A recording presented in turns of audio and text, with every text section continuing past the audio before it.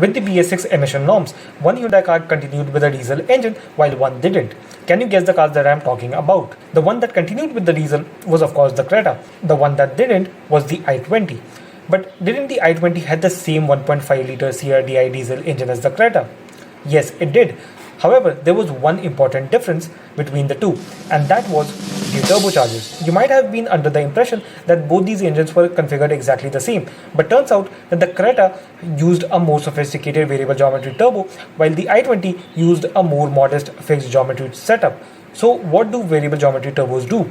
Put simply, at lower RPMs, these turbos reduce the area that the exhaust gas has to flow through by closing the vanes, thus increasing the velocity of the gases and hence helping the turbos to spool up faster. Think of it like water flowing through a pipe. You obstruct its opening with your finger and the velocity increases. At higher RPMs though, the vanes open, letting in more air, thus allowing the turbo to sustain performance. Variable geometry turbos have a number of benefits, and one among them is making it easier to comply with emission norms. And this is where fixed geometry turbos get left behind. This explains one of the reasons why the i20 got its diesel engine axed. There were quite a few other reasons as well, including poor sales and higher cost. But I hope you learned something new from this. Share this and I'll see you in the next one.